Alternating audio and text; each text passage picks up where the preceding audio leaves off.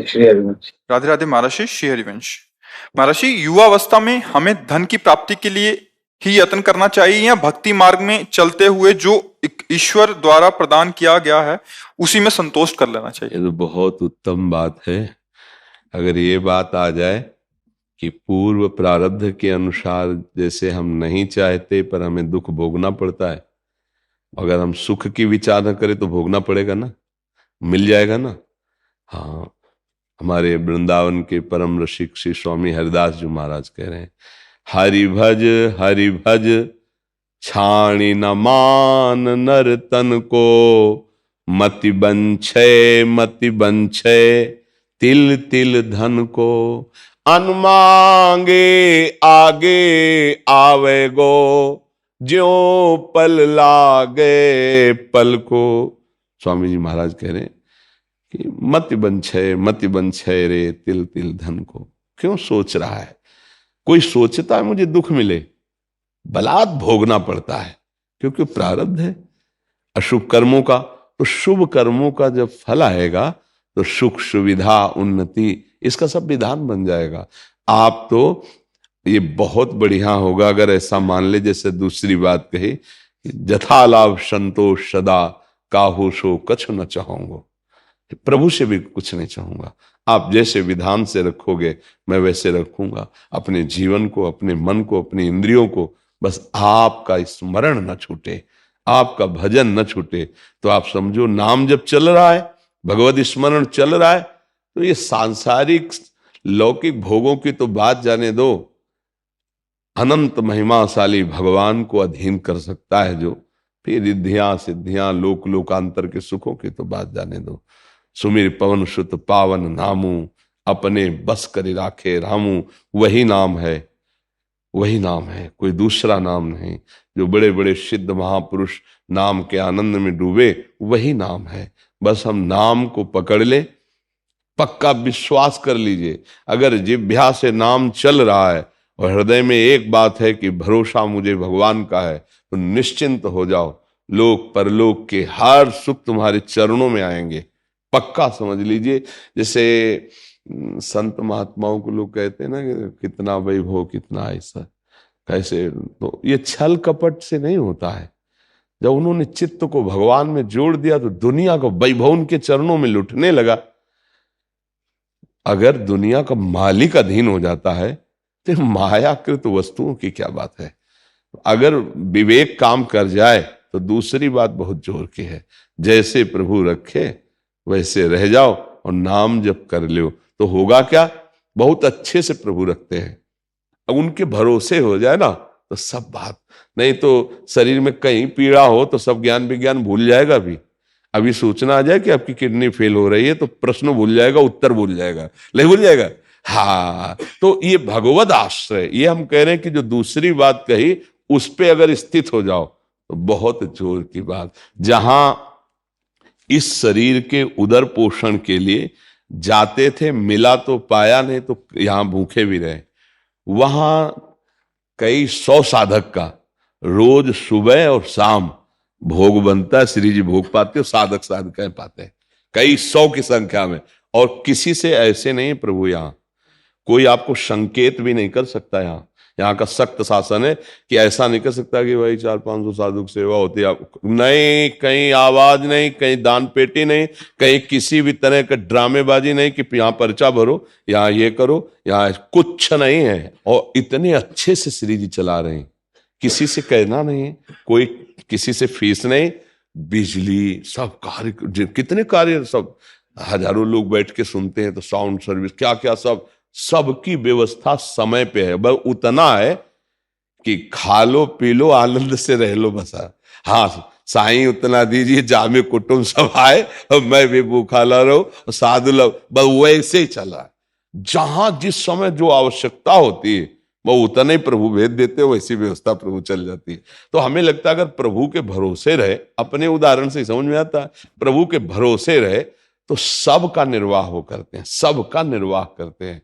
बिल्कुल वो ऐसे अनंत माताओं जैसा प्यार, बस हम समर्पित हो जाएं। देखो आज भी भगवान का प्यार आपके ऊपर है, पर अहम होने के कारण मैं करता हूं, मैंने ये किया, मैं ऐसा कर सकता हूं, तो ये पर्दा है, इसलिए तुम उनको झांक भी नहीं सकते। और अगर ये अहम समर्पित हो जाए तो आप ऐसे देखोगे कि हर समय प्रभु हैं, वही करवा रहे, हर व्यवस्था, हर सोच, हर क्रिया बहुत आनंदमय हो जाएगी। वो जैसे अर्जुन की घोड़ों की बागडोर पकड़ ली ना, ऐसे मन और इंद्रियों की बागडोर पकड़ लेंगे प्रभु, शरणागत हो जाए, हृदय से हो जाए। और देखो एक दिन यहां से चलना है, यहाँ का जितना वैभव है ये शरीर भी यहीं छूट जाना है। अगर भजन ना हुआ, भगवान का चिंतन ना हुआ तो साथ जाएगा क्या? इसलिए बड़े भाग्यशाली है, जैसी परिस्थिति उसको सह लो और राधा राधा राधा राधा राधा भगवान नाम जप करते हुए जीवन व्यतीत करो तो भगवान की प्राप्ति हो जाएगी, ये पक्का समझ लो। और अगर चाह करोगे धन की तो मिल जाएगा। महालक्ष्मी पति हमारे प्रभु हैं, आप उनका नाम जप करो, धन भी मिल जाएगा। अरे भगवान की तरफ चले तो परमानंद की बाढ़ आने लगती है। भजन तो बहुत बड़ी बात है। ध्रुव जी ने जब पिता की गोद में बैठना चाहा तो सुरुचि माता जो थी उनके मन में अच्छा नहीं लगा कि ये सुनीति का बेटा, सौत का बेटा और मेरे सामने राज सिंहासन में विराजमान महाराज की गोद में बैठे, झिड़क दिया और कहा तू इस लायक नहीं, जा पहले तप करो, मेरे गर्भ से प्रकट हो, फिर सिंहासन में बैठने लायक होगा। माता सुनीति से रोकर बोले, तो माता ने कहा बेटा ठीक ही कहा है, क्योंकि महाराज मुझे इस समय दासी भी नहीं मानते, पत्नी की तो बात क्या, क्योंकि सुरुचि में आसक्त थे। इसलिए बेटा तू नारायण का भजन कर, वही तुझे जो चाहोगे पूरा। निकल पड़े। 5 वर्ष के बाद आ गए देवर्षि नारद जी। बेटा किस लिए तुम जा रहे हो? देखो समझना, अभी भजन नहीं हुआ, किस लिए जा रहे हो? ऐसा ऐसा ऐसा। अरे अभी चल के उत्तानपाद महाराज को आदेश करूंगा पूरे सिंहासन का उत्तराधिकारी, अभी इसी क्षण। ध्रुव जी को लगा अभी तो भजन भी शुरू नहीं किया और उत्तराधिकारी बुलाने की बात आ गई। जहां गोद में बैठने नहीं दिया गया, उस सिंहासन में बैठने की बात। तो उन्होंने कहा नहीं महाराज, मैं क्षत्रिय राजकुमार हूं, एक बार निश्चय जो कर लिया अब कर लिया, अब वापस नहीं लौटूंगा। तो उनका जंगल में बहुत भय है, सिंह, चीता, राक्षस जन, मच्छर, क्या क्या परेशान। तुम राज बोले महाराज ना प्रलोभन और ना भय, इनसे मैं डिगने वाला नहीं हूं। तो चेला पक्का तो गुरु मंत्र दे दिया है हले, और भगवान का साक्षात्कार 6 महीने में कर लिया। गुरु कृपा से 6 महीने में ध्रुव जी ने भगवत साक्ष और वो पद प्राप्त किया जो आज तक किसी ने नहीं प्राप्त किया, अटल पद भी प्राप्त। तो अगर चाह करे तो फिर अन्य प्रलोभन और अन्य भयों में ना फंसे, तो जो चाहेगा वो भगवान दे देंगे, पक्का समझ लो। हम लोग फिसड्डी हैं, फिसल जाते हैं दृढ़ विश्वास नहीं हो रहा। हाँ, जैसे महान सुख प्राप्ति के लिए चले आप, तो अब अल्प सुख में आपको सौदा नहीं करना है।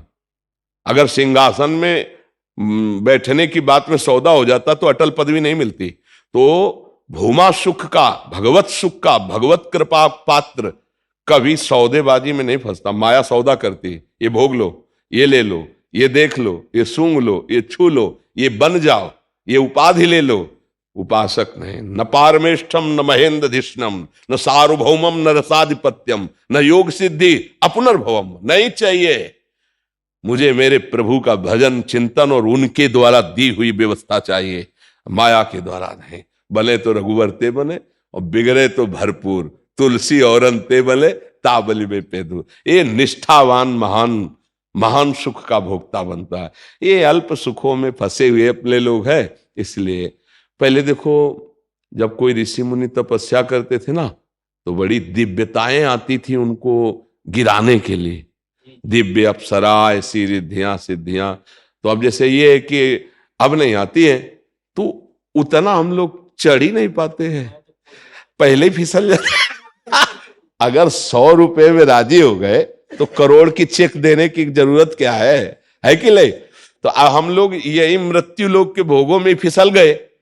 तो अब देवलोक के या दिव्य सिद्धियां या ऐसे दिव्य चमत्कार हृदय में प्रकट हो, अगर हम निष्ठा से बने रहें तो कोई भी परास्त नहीं कर सकता, सीधे भगवान आएंगे। हम एक बार बिल्कुल ग्रामीण भाषा में बताया कि जैसे बच्चा रोना शुरू किया, खिलौनों से नहीं खेल रहा, तो माँ फिर देखती और अपने निज जन को भेजती है, बेटी बहन किसी को, जा उठा ले गोद में, और उस पे भी जब राजी ना हो, रोना बंद ना करे, तब माँ फिर कहती है अच्छा तो सब काम बाद में हो जाएगा, और फिर बेटे को गोद। ऐसे जब कोई भगवत मार्ग में चलता है संसार के खिलौने छोड़ करके, तो भगवान उसके आगे दिव्यताएं भेजते हैं, दिव्य भोग, फ्री, कोई नहीं जानेगा, भोग लो एकदम, ऐश्वर्य वैभव रिद्धियां सिद्धियां, पर वो रोना बंद न करे, किसी खिलौने में राजी न हो, किसी की गोद में न चढ़े, उपाधि कोई स्वीकार न करे, तब वो विवश होकर फिर भगवान उसको ऐसे फिर उसे स्वीकार करते। बहुत सुंदर विचार है। पहला वाला तो ठीक कम है, दूसरा वाला बहुत जोर का है कि हमें जैसे रखोगे वैसे हम रहेंगे, तो बहुत अच्छे से रखेंगे। ये हमारा निर्णय और सब संतों का अनुभव। भगवान कदम कदम पर के उनकी सुरक्षा व्यवस्था सबकी करते, और आप लोगों की भी करते हैं, पर आप इसलिए नहीं समझ पाते कि कर्ता भाव में है। अहंकार होने के कारण आपको लगता है कि मैंने किया, ये समझ नहीं पाते, मलिन हृदय हो गया। तो अब क्या होता है कि वो फिर इस बात को दूसरी तरह पेश करता है कि जब बुरा किया तो भगवान ने तो करवाया, अगर उनकी इच्छा न होती तो हम कैसे कर सकते थे, उनकी इच्छा के बिना पत्ता नहीं। ये गलत जो चिंतन है वो उसको अनुभव में नहीं आने देता। नहीं तो सच्ची बताए, अगर आप शरणागत हो जाओ तो आनंद की वर्षा भगवान कर देते हैं। बस जितनी शरणागति में कमी है उतना ही हम दुखी सुखी होने लगते हैं। नहीं तो उनकी कृपा को देखोगे तो घोर दुख में भी आपको विशेष सुख वाली कृपा दिखाई देगी। माता कुंती ने इसीलिए भगवान जब चले तो यही मांगा कि कदम कदम पर हमें विपत्ति प्रदान करो, दुख प्रदान करो। क्यों? क्योंकि दुख में तुम हमारी तरफ भाग के आ रहे थे, और सुख आया तो तुम पीठ दिखा के द्वारिका जा रहे हो। ऐसा सुख नहीं चाहिए हमें, वो दुख चाहिए जिसमें आपको पुकारूं और आप दौड़ते नजर आवे। इसलिए आनंदित रहो, दुख को सहना सीखो। सुख में फूलो नहीं और दुख में भूलो नहीं। कुछ क्षण के लिए दुख है, रात्रि है तो दिन आएगा, और दिन है तो फूलो नहीं, रात्रि आने वाली। इन दोनों से हम ऊपर उठें, दुख सुख से ऊपर उठें। महर्षि, कल हम बाहर थे तो एक ग्रस्त साधक का यही प्रश्न था कि जैसे पहले अधर्म आचरण से पैसा कमाते थे, पूज्य महाराज जी की वाणी सुनने के उपरांत मतलब अभी धर्म आचरण से पैसा कमाई हो रहा है, बट अंदर एक धन की इच्छा है कि मैं ज्यादा से ज्यादा कमाऊं ताकि मेरे बच्चे अच्छे से हो, या मैं कहीं मकान ले लूं। तो ये भी इच्छा महाराज जी, ये इच्छा भी बाधित है? यही इच्छा तो पाप कर्म कराती है, चाहे जितना वो कोई सफाई पेश करे। जिसके अंदर ये इच्छा आ जाती कि मैं अधिक से अधिक धन कमाऊं और अपने परिवार को सुखी करूं, जो 4 5 8 10 लोग हैं, इसके अलावा मैं अधिक से अधिक धन कमाऊं, तो वो कुछ भी कर सकता है। जिसके मन में ये संकल्प आ गया मैं अधिक से अधिक धन कमाऊं। धर्मात्मा पुरुष धन की तरफ वृत्ति नहीं रखता, और धर्म की तरफ वृत्ति रखता है कि मैं अधिक से अधिक धर्म पूर्वक आचरण करूं, भले नमक रोटी खाना पड़े। और आपको सच्ची बताएं, धर्मात्मा पुरुष के बच्चों के लिए धन जमा नहीं करना पड़ता। वो इतने प्रवीण होते, इतने महिमाशाली होते हैं कि वो सब व्यवस्था कर लेंगे। और अधर्मी पुरुष जो अपने बच्चों के लिए अधर्माचरण करके जमा करता है, वो उसी को पीटते हैं, घर से निकाल देते हैं, और इसके बाद उनकी बुद्धि भ्रष्ट होकर ऐसे आचरण करते हैं, वो नष्ट हो जाते हैं। लिख लो, कागज में लिख लो, अधर्माचरण से कमाया हुआ धन न तुम्हें सुखी कर पाएगा, न तुम्हारे बच्चों को सुखी कर पाएगा। पक्का समझ लीजिए। और धर्म के द्वारा चलोगे तो माना कि बहुत मेहनत करके तुम बच्चों को नमक रोटी पवा रहे हो, मेहनत कर, वो बहुत बड़े ऑफिसर बनेंगे, वो बहुत अच्छे किसान बनेंगे, वो बहुत अच्छे भारत की सेवा करने वाले बनेंगे। धर्मात्मा पुरुष में ही सामर्थ्य ऐसी होती है। तो बचपन से उन्होंने धर्म का अन्न खाया तो उनकी बुद्धि शुद्ध होती है। और देखो आज के बच्चे जवाब कैसे दे रहे हैं माता पिता को, क्या सुविधा माता पिता ने नहीं दी। एक नहीं मानते, जो मन में आया सो कर रहे हैं। अगर बोलें तो ऐसा जवाब दे देंगे, ऐसा लगता है परिचय में ही नहीं है। मतलब पुत्र की तो बात जाने तो क्या परिचय नहीं है? क्या इतनी सभ्यता नहीं सीखी कि अपने बड़ों से कैसे बात की जाती है? आज का बच्चा जब अपने माता पिता से बात कर रहा हो तो आप उसको सुनिए, उसके संभाषण सुनिए। जहां विद्या से विनय आती है तो पढ़ लिख कर वो कितना असंबद्ध प्रलाप करता है, कैसे वो बातें बोलता है और कैसे उसके आचरण हो रहे हैं। ये सब धन की सुविधा देने पे हो रहे हैं। हम ये नहीं कहते कि आप धन मत कमाओ, धर्मयुक्त कमाओ, लेकिन धन की इतनी भूख पैदा हो जाए तो वो भी पापाचरण कराएगी, तुम संभल ही नहीं पाओगे। पक्का धन की मांग पापाचरण कराएगी ही कराएगी, उसमें स्वयं का दोष है। और धर्म से युक्त धन फिर वो कुल परंपरागत अच्छा चलता रहेगा। 100 रुपया कमा के अगर धर्म से लाओगे और उसकी दाल रोटी केवल खाओगे तो पूरा परिवार चैन से सो लोगे, पक्का विश्वास रखला। और अधर्म से 1 लाख लाओगे ना तो टेबलेट खाने पर भी सही नींद नहीं आएगी और परेशानियां बढ़ती चली जाएंगी। और जो परिवार के सदस्य हैं उसमें पहला रोग पैदा होगा कलह, एक दूसरे के प्रति दोष दर्शन और कलह। परिवार में आकर के अशांत हो जाओगे क्योंकि अधर्म आ चुका है। पक्का समझो, ये शास्त्र सम्मत बात है। इसलिए हमें लगता है धन की चाह तो होती है सबके अंदर। जो भगवान के रहस्य को नहीं जानते हैं उनको लगता है धन की चाह करने से धन अधिक मिल जाएगा और सुखी हो जाएंगे। क्या जिनके पास धन है बहुत ज्यादा वो सुखी हो गए क्या? आप देख लो, नहीं। खूब ऐश्वर्य है, बड़े पदों में, बड़ी महिमा में, और हालत अंदर की जो है वो बहुत दयनीय है, दयनीय। तो धन तो है, पद भी है, व्यवस्था भी है, पर हालत दयनीय है। चिंता, शोक, भय, अशांति, ये धन से दूर कर सकते हो, कर लो। और नाम जप करना शुरू करो, ये दूर हो जाएगी, निश्चिंत हो जाओगे। भगवान सब करुणा करके अनंत ब्रह्मांडों को चला रहे। जैसे कोई कहे राधा राधा कहने से हम मेहनत ना करें, तो पहली बात तो कभी आज्ञा नहीं कोई संत देता कि आप मेहनत ना करो। कभी कोई शास्त्र आज्ञा नहीं करता कि आप कर्तव्य कर्म ना करो, ऐसा कभी नहीं कहा गया।